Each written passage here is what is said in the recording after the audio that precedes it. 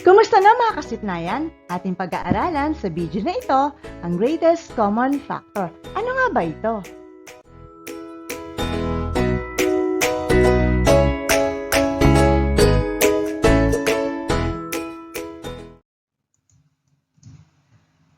Ano ang greatest common factor halimbawa ng dalawang numbers? Paano kinukuha ang greatest common factor ng given numbers? Ang greatest common factor is also commonly called as GCF. Halimbawa, gusto natin malaman ang GCF ng 6 at 18. Para malaman kung paano kunin ang GCF ng 6 at 18, dapat munang maintindihan ang ibig sabihin ng tatlong words na ito. Greatest, common, at factor. Unahin natin ang factor.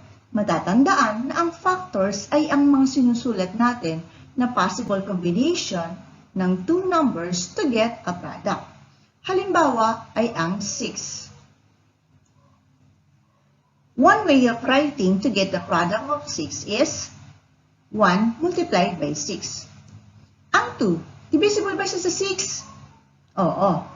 So we can also write as 2 multiplied by 3. Ang 4, divisible ba sa 6? Hindi. Kung kaya't ito lamang ang mga paraan ng pagsulat to get the product of 6. So, the factors of 6 are 1, 2, 3, 6. Hanapin naman natin ang factors ni 18. We have 1 multiplied by 18, 2 multiplied by 9, 3 multiplied by 6. The factors of 18 are 1, 2, 3, 6, 9, 18. Ang unang step na ginawa natin ay ang pagkuha ng mga factors ni 6 at 18. Ang next step ay ang hanapin naman ang common o magkatulad na factors ng 6 at 18. Ang common factors ng 6 at 18 ay 1, 2, 3, 6. Ngayon, ay hahanapin naman natin ang greatest o ang pinakamalaking common factors ni 6 at 18 mula sa 1, 2, 3, 6. Ang greatest na common factor ng 6 at 18 ay ang 6.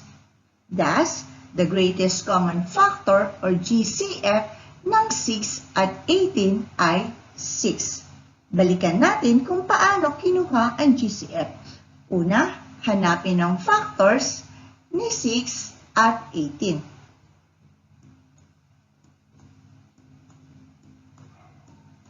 Pangalawa, hanapin ang common o magkatulad na factors ni 6 at 18.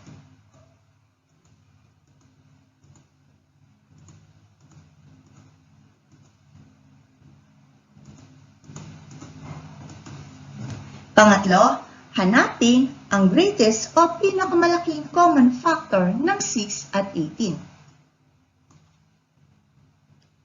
Kaya nakuha natin ang greatest common factor ng given numbers. Para sa iba pang maparaan ng pagkuha ng GCF ng mga numbers, ito'y mapapanood sa mga susunod na videos.